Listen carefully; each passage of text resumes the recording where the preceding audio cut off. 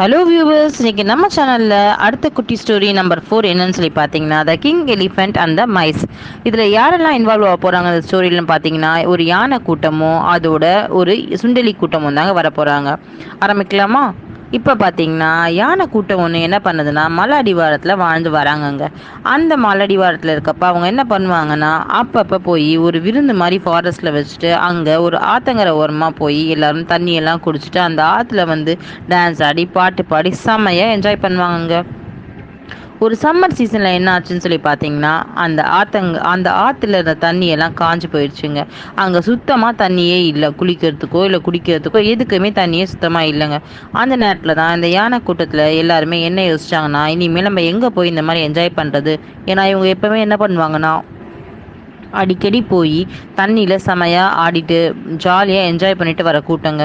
இதனால இவங்களுக்கு என்ன ஆச்சுன்னு பார்த்தீங்கன்னா, மனசு ரொம்ப வருத்தமாக ஆயிடுச்சுங்க. இனிமேல் நம்ம தண்ணி இல்லாமல் எப்படி வாழ போகிறோம்னு தெரியலையே அப்படின்னு சொல்லிட்டு ஃபீல் பண்ணிகிட்டே இருந்ததுங்க.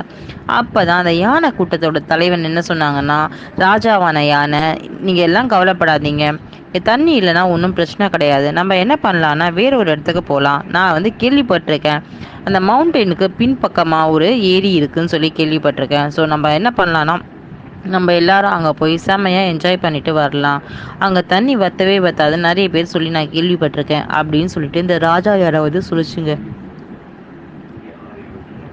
அதுக்கப்புறமா இந்த யானை கூட்டம் பொறுமையாக நடந்து எல்லாருமே அந்த ஏரிக்கிட்ட போயிட்டாங்க.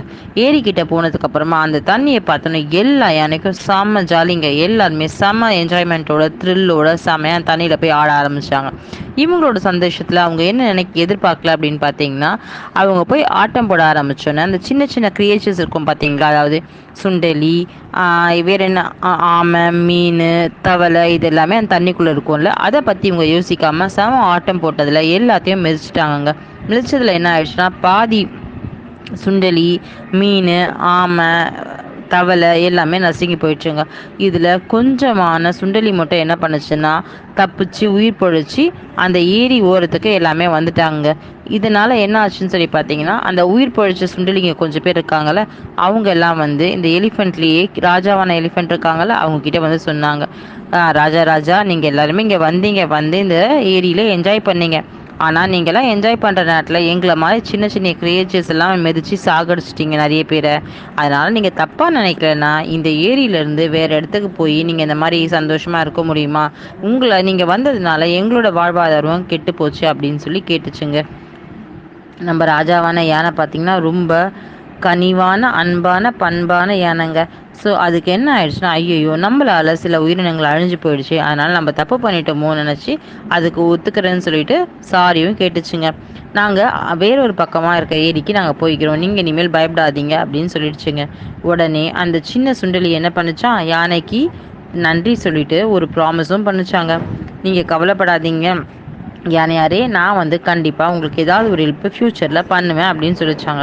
இதை கேட்ட யானைக்கு சிரிப்பு வந்துருச்சான். ஏன் அப்படின்னு சொல்லி பார்த்தீங்கன்னா, நாங்களே பெரிய கிரியேச்சர்ஸ், எங்களுக்கு நீங்கள் போய் இவ்வளோ குட்டியோண்டு இருக்க சுண்டலியால் என்ன ஹெல்ப் வந்துட போகுது அப்படின்னு நினச்சிட்டு யோசிச்சுட்டு சிரிச்சுட்டு எல்லா யானையும் அங்கேருந்து நகர்ந்து வேறொரு இடத்துக்கு போயிட்டாங்களாங்க. இப்படி போயிட்டு இருக்கப்ப ஒரு நாள் என்ன ஆச்சுன்னு சொல்லி பார்த்தீங்கன்னா, ஒரு வேடன் வந்து அந்த காட்டுக்குள்ளே நுழைஞ்சாங்க. காட்டுக்குள்ளே நுழையிறப்ப இந்த யானை எல்லாத்தையும் பிடிச்சி மரத்துக்கு பின்னாடி கட்டி வச்சுட்டாங்க.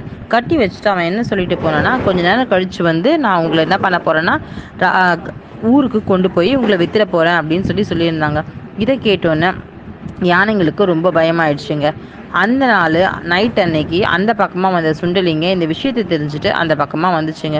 வந்த சுண்டலிங்க என்ன பண்ணிடுச்சுன்னா, அதுங்களோட பல் வந்து ஷார்ப்பாக இருக்கும்ல, அந்த ஷார்ப்பாக இருந்த பல்லில் யானையை கயிறால் கட்டி போட்டு மரத்தில் சுற்றி வச்சுருந்தாங்க. அதை வந்து அதோட பல்லால் கடிச்சு ஒவ்வொரு யானையும் அவங்க ரிலீஸ் பண்ணாங்களாங்க. எல்லா எலிஃபென்ட்ஸும் ஃப்ரீ ஆகிட்டாங்க. ஃப்ரீ ஆகிட்டோன்னே இந்த ராஜா யானை இருக்கார்ல, அவர் வந்து இந்த சுண்டலிக்கு வந்து நன்றி சொன்னாராங்க. நன்றி சொன்னதோட இல்லாமட்டாமல் அவங்கள என்ன பண்ணாங்க, அங்கேருந்து தப்பிச்சு ஒரு சேஃபான பிளேஸ்க்கு அந்த வேடன் வரத்துக்குள்ளே தப்பிச்சு போகிறதுக்கு வழியும் காமிச்சுதாங்க அந்த சுண்டலி. இந்த ஸ்டோரியிலேருந்து நமக்கு என்ன தெரிய வருதுன்னு பார்த்தீங்கன்னா, முதல்ல இந்த யானை ராஜா என்ன நினச்சாருன்னா, இந்த சின்ன விலங்கினும் நமக்கு எப்படி ஹெல்ப் பண்ண போகுதுன்னு நினச்சாருங்க. ஆனால் கடைசியில் அவ்வளோ பெரிய யானைக்கு இவ்வளோண்டு சுண்டலி தாங்க ஹெல்ப் பண்ணி லைஃப்பையே காப்பாத்துச்சு. அது மாதிரி தாங்க நாமளும் நம்ம யாரையும் சாதாரணமாக நினைக்கக்கூடாதுங்க. ஏன்னா யாரால் வேணால் என்ன வேணால் சாதிக்க முடியும். இவங்களால் நமக்கு என்ன நடக்க போகுதுன்னு நினச்சி யாரையும் நம்ம சாதாரணமாக நினச்சி எடை போட்டுறக்கூடாது. கண்டிப்பாக இந்த உலகத்தில் உள்ள எல்லா உயிரினங்களும் சின்னதாக இருந்தாலும் சாதாரணமாக இருந்தாலும் யாராலையும் சாதிக்க முடியும்ன்ற நம்பிக்கை நமக்கு வரணுங்க. தேங்க்யூ.